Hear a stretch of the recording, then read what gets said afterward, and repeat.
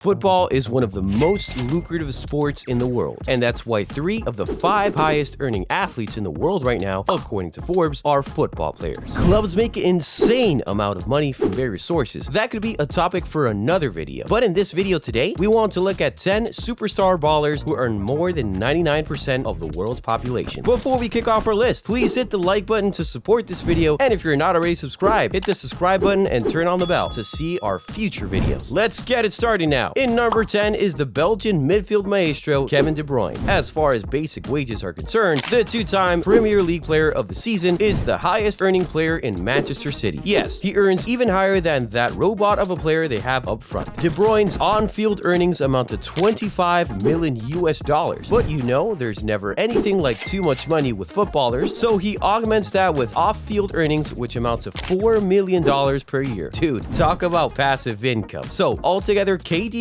earns $29 million a year. His off-field earnings come mainly from the endorsement deals, which he has with about 11 different brands, including Credit Karma, Thermobody, Wow Hydrate, and of course, you know that KDB is a Nike boy just like this guy. In number 9, Andres Iniesta. You think he's finished? Think again. This guy still earns more than both our generations combined. He left Barcelona in 2018 and signed with Japanese club Vissel Kobe, and since then, he has just been balling and securing the bag. Iniesta actually earns the same amount prime De Bruyne currently earns from just football, $25 million too, but it's his off-field earnings that puts him above the Belgian star. Iniesta earns $5 million every year outside football, which takes his total yearly earnings to $30 million.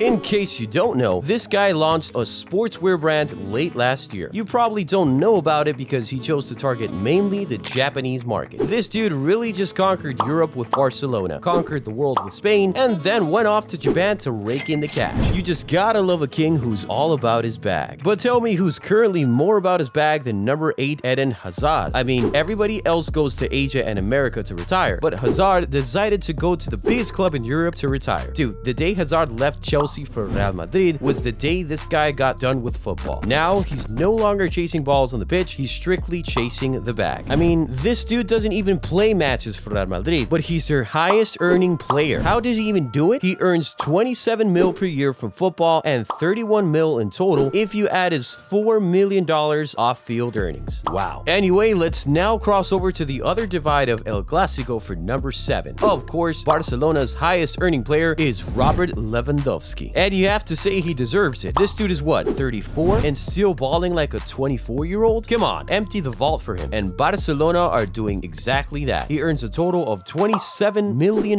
from Barcelona, and then he augments that with some $8 million in off-field earnings. Wow. And mind you, this is after he cut ties with Huawei for reportedly supporting Russia. Lewandowski earns more from his RL9 clothing line, and of course, he too is a Nike boy. And you know how those people pay. So, a total of $35 million for the Polish captain? Not bad at all. But when you look at Lewandowski, there's only one guy in the current new school that you can see taking his crown in the next few years, and it's none other than number 6, the robot boy, Erling Haaland. You know how this guy smiles after scoring a hat trick against Premier League teams? I'm sure that's exactly how he also smiles to the bank every other week, because imagine earning $39 million every year at just 22 years old. Bro, that's absolutely insane. His mates are still trying to get a degree, you know. His on-field earnings alone amount to $35 million.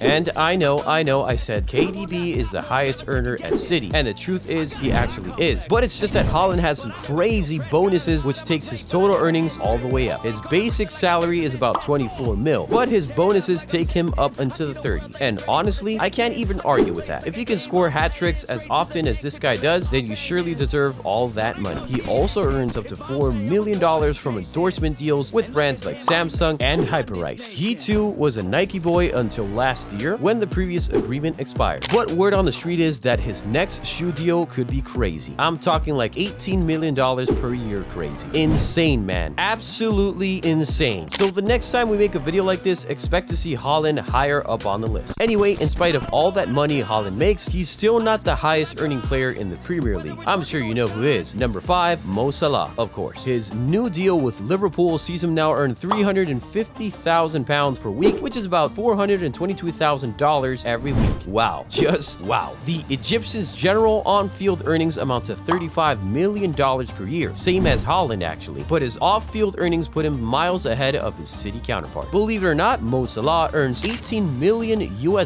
outside of football. Oh yes, he does. Of course, he has a lot of endorsement deals, but the biggest one is obviously Adidas. Salah is a 3 stripes guy, and he is one of the German brand's biggest ambassadors in the world. So, in total, Salah earns $53 million every single year. Those are some crazy numbers, I can't lie. Now that we're done with the Premier League, it's time to head over to the Farmers Leagues, right? Well, those farmers are rich.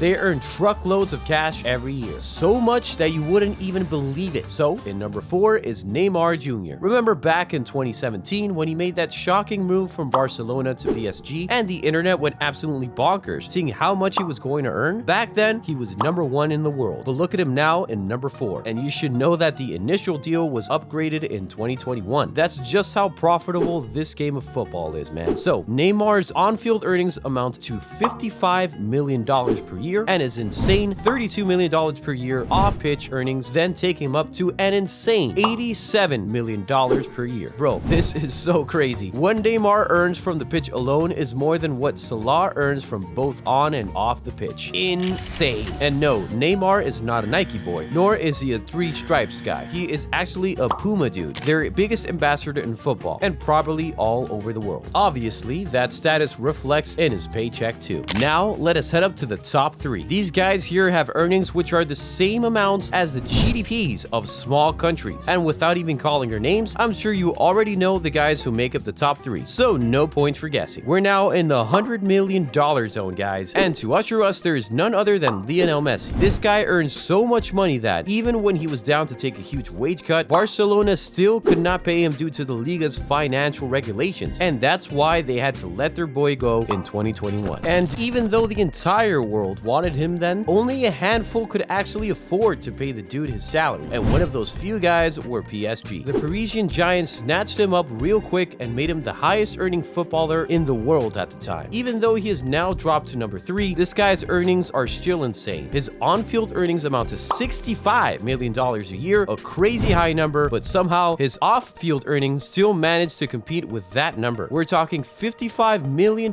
here, which takes his total to $120 million every year. Wow, bro. And you just get that feeling that that number could yet go up after his World Cup triumph in Qatar. Surely PSG will be hoping to keep him beyond this summer, so they might try to tempt him with more dollar bills. And it could work. I mean, it worked with Mbappe, who's number 2 today, and that's only a recent development. Until this year, Mbappe was the highest earning footballer in the world with his $128 million in annual earnings. PSG wanted to stop him from joining Real Madrid so bad that they offered him that insane salary. And that's really what puts him this high up on this list, because he doesn't even earn up to a third of what Messi earns from off the pitch. Now to number 1, Cristiano Ronaldo. Of course it was going to be him. Until this year, he was in number 3. But dude, that crazy deal with Al Nassr shot him up to the top ASAP. And he's not only at the top of this list, he's at the top of the all-time biggest salaries in football history. Cristiano Ronaldo's new deal with the Asian Giants will see him earn 90 million euros in basic salary every year, which is about $96 million.